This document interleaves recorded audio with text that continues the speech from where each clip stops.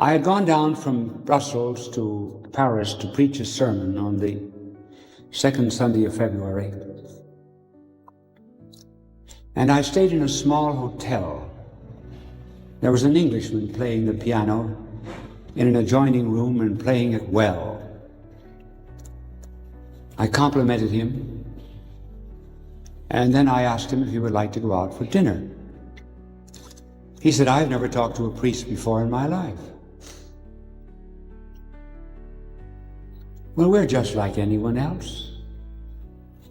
You stick me with a pin, I will jump too. So we sat down at a table in this small restaurant, and he said, "Do you ever have questions to answer? This is my problem. I have never met in my life one good man or one good woman." I thanked him for the compliment, and then he went on. He said, "Now this coming 11th of February, over there at that table, there was a lady trying to break a lump of sugar in a cup of coffee. She couldn't do it, so I went over and broke the lump for her. And she told me how mean her husband was to her. I asked her to come to live with me. Well, she did, and I get tired of them all after about 12 months. So he said, this morning, I bundled up all of her clothes. I left them with the concierge, but she anticipated my move, and she gave me this note. Dear puppy, if you refuse to continue living with me until our anniversary, the 11th of February, I shall commit suicide by throwing myself into the Seine. Now, may I permit her to live with me to prevent suicide?" I said, "No, you may not do evil, that good may come from it, and furthermore, she will not commit suicide." It got to be about 11 o'clock at night. He said, "I will walk you back to the hotel." "I'm not going to the hotel. I'm going to Montmartre." He said, "I was just beginning to think that maybe you were all right. And now you tell me you're going up to that hellhole." "Well," I said, "there's something else on the hill of Montmartre, besides dives. There's a great basilica there, the Basilica to the Sacred Heart. And every night for over 50 years, there are 1,000 men in prayer, all night long." I induced him to come with me. He said, "How long?" I said, "I will leave when you are ready to leave, though I intend to stay all night." He made no move to go until the sun came up over Paris and I read Mass. Walking down the hill of Montmartre, he said, "Will you stay in Paris and teach me to be good? It's the first time in my life I've ever contacted goodness." I agreed to meet him that night in his courtyard at 8 o'clock. He came in with a woman, not the one that was involved in the story. And he said, "We will go out to dinner, the three of us." And I said, "No, this is not a social evening. You must make a choice. Either you are going out with that woman, or you are going out with me." He walked up and down the courtyard a couple of times and came back and said, "Well, Father, I think that I'll go out with her."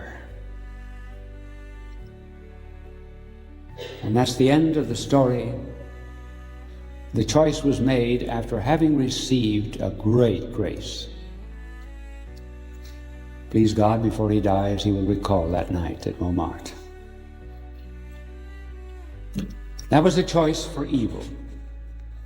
Another kind of choice. I spent about 7 or 8 years of my life in all in a parish in London, in the Soho Square district. I opened the church door this particular morning. It was a cold January morning, heavy London fog, and a limp figure fell in, a young woman. I said, how did you happen to be here? Where am I, Father? I said, oh, Father? Yes. She said, I used to be a Catholic, but not anymore. You were drunk.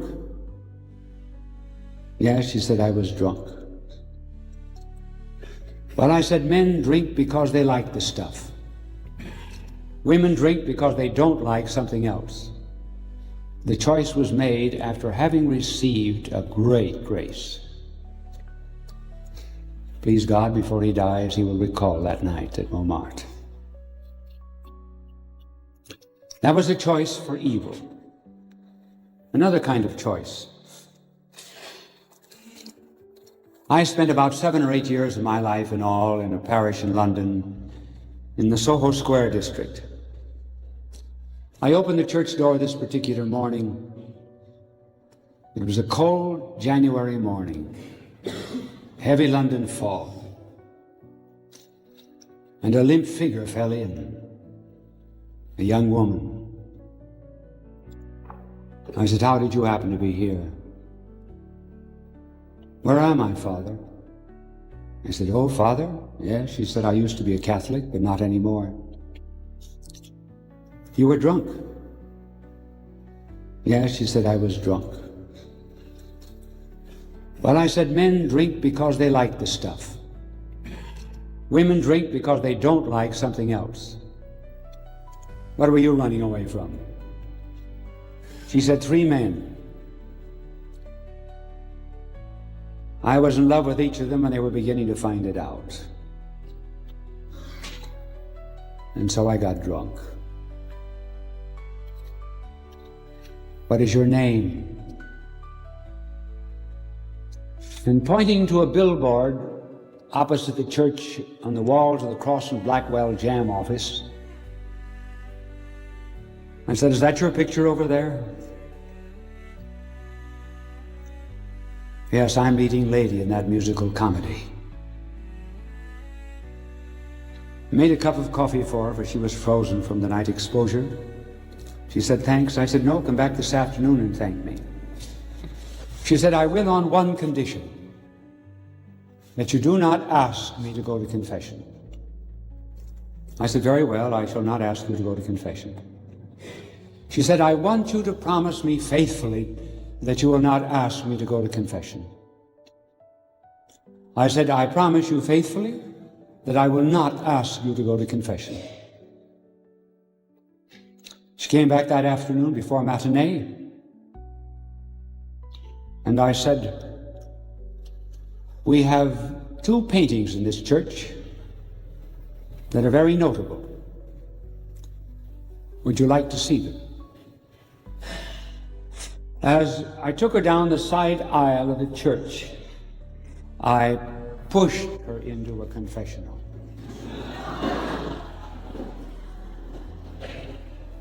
I always keep my promises. 2 years later, I gave her her veil as a nun in the convent of Adoration, where she is to this very hour. So that cold January morning, another choice had to be made, and it was a choice for good. And this is the choice that each and every one of us is making. Now suppose it be said, but I will not make a choice. I will live indifferently. Not to make a choice is to choose. No boy, for example, ever decides in life that he's going to be ignorant. He just doesn't study. No one ever decides that he is going to be a dishonest criminal. He just does not practice honesty. White fences do not remain white fences, they become black fences, because we do not paint them and take care of them. Naturalists tell us that the mole, which burrows in the ground, once had eyes to see, but he chose not to use those eyes.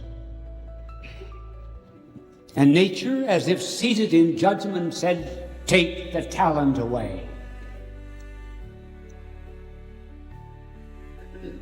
There is an animal called the crustacea in one of the caves of Kentucky.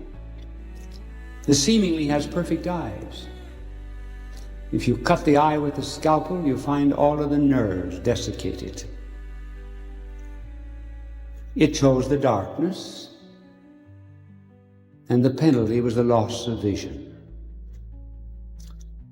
So everybody is making a choice, even when they do not choose. And finally, the Pietà. Here is a young woman, having seen her divine Son crucified, and then taken down and put in her lap as a kind of a drained chalice. And yet she's not broken with grief. There's not sadness. There is peace. There is resignation to God's will. An interior calm. For she sees that sacrifice was part of the divine message to her Son and to herself. And as we struggle to overcome all of the alien influences that there are in the world, those we will talk about too, as we struggle to overcome them, we're never to be cast down by trials, by discipline, by mortification. We have God with us. Christ is in our souls. You're good people. You would not be here if you were not good. And even though you're not as good as you would want to be, you have come here because you want to be better. There's a deep yearning today in the American soul for goodness and spirituality. And you manifest it. And if you bear with me during these talks, I will lead you step by step to inner peace, to inner joy and consolation. Thank you, and God love you.